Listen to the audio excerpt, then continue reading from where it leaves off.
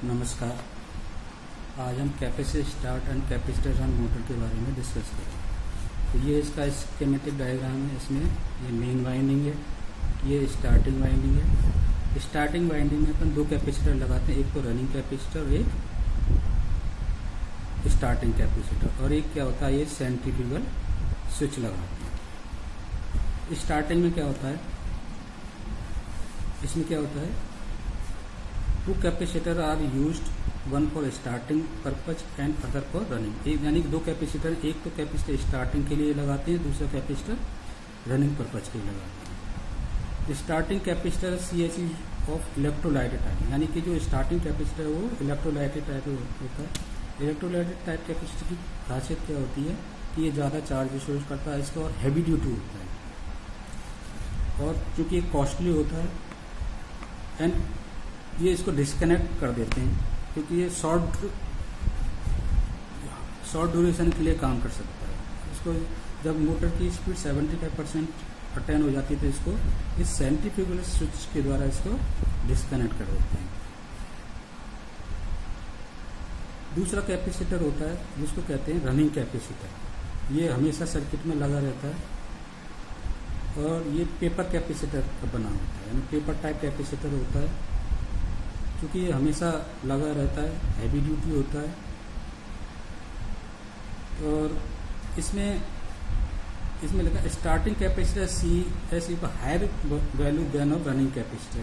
क्योंकि अपन को स्टार्टिंग में क्या करना होता है, हाई टॉर्क की ज़रूरत होती है, तो इसलिए स्टार्टिंग कैपेसिटर को अपन हाई वैल्यू का लेते हैं।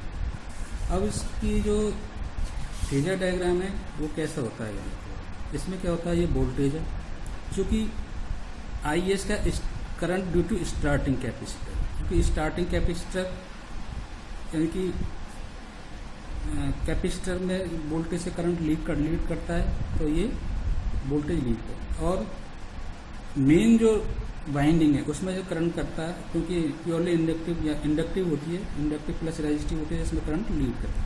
तो इसमें और इसमें यानी कि कैपेसिटर अपन इस तरह से चूज करते हैं कि IS और IM में 90 डिग्री का एंगल, और इनका जो रिजल्टेंट है वो आपका ये होता है। यानी कि ये क्या कि हाई पावर फैक्टर पर वर्क करने लगती है।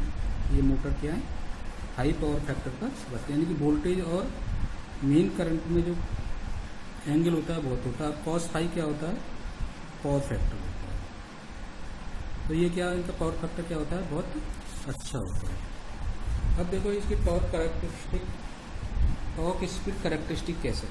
अब देखो इसमें क्या है, यहाँ पर क्या लेते हैं अपन, स्पीड लेते हैं, यहाँ पर टॉर्क लेते हैं।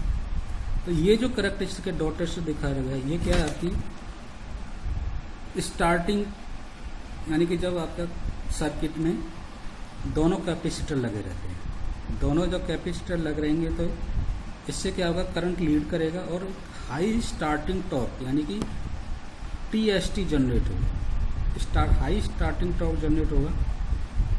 इससे इस पॉइंट पे क्या करते हैं, ये जो पॉइंट है आपका, इस पॉइंट पे क्या करते हैं अपन, जैसे स्पीड बढ़ती है,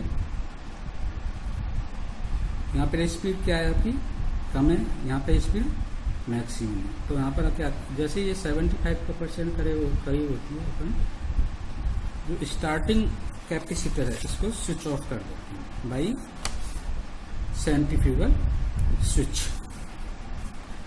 जब इसके बाद में क्या होगा, ये रनिंग कंडीशन में आपका कर्व इस तरह से होता है। स्टार्टिंग में टॉर्क 0 होता है, फिर यहाँ पर ये टॉर्क कम हो जाता है।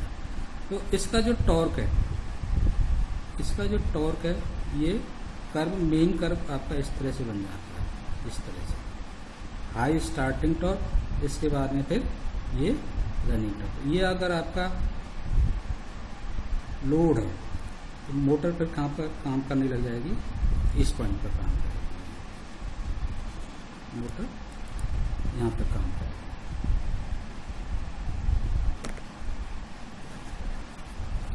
अब इसका फायदा क्या है, यानी कि कैपेसिटर स्टार और कैपेसिटर रन की जो कैरेक्टरिस्टिक क्या होती है, it improve the overload capacity of the load. इससे क्या होगी, मोटर की जो ओवरलोड कैपेसिटी है वो इम्प्रूव हो जाती है।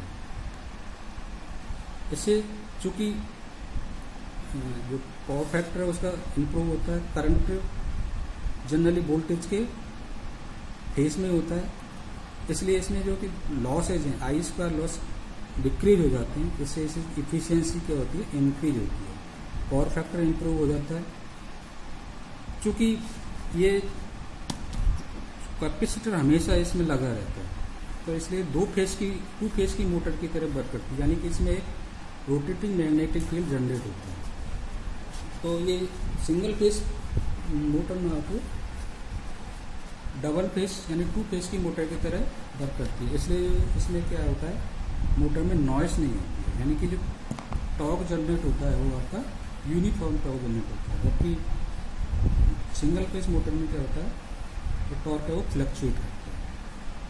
तो चूंकि इन मोटर की डिसएडवांटेज क्या है, क्योंकि इसमें क्या कैपेसिटर हमेशा लगा रहता है, इसलिए इसको जो कैपेसिटर यूज करते हैं वो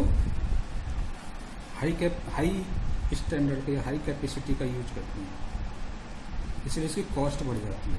क्योंकि और इसमें दो कैपेसिटर हैं आपका सेंट्रीफ्यूगल स्विच है, इसलिए इसकी क्या होती है, कॉस्ट बढ़ जाती है, सेंट्रीफ्यूगल से मेंटेनेंस ही बढ़ जाती है। इनका यूज कहाँ होता है, ये यूज जनरली कंप्रेसर, क्योंकि हाई स्टार्टिंग टॉर्क की लोड्स होते हैं वहाँ पर इसकी ज़रूरत पड़ती है। जैसे कंप्रेसर्स हैं, हॉइस्ट्स हैं, यानी कि जो आपकी लिफ्ट वगैरह होती हैं वहाँ पर, जैसे हॉस्पिटल्स में लिफ्ट होती हैं, स्टूडियोज में जो लिफ्ट वहाँ पर इनका जनरली यूज किया जाता है। तो इसमें क्या होता है कि ये रोटर है आपका, ये स्टार्टिंग वाइंडिंग, रनिंग वाइंडिंग, ये रनिंग कैपेसिटर, ये स्टार्टिंग कैपेसिटर। तो आपको कुछ समझ में आया होगा इसके बारे में। Thank you.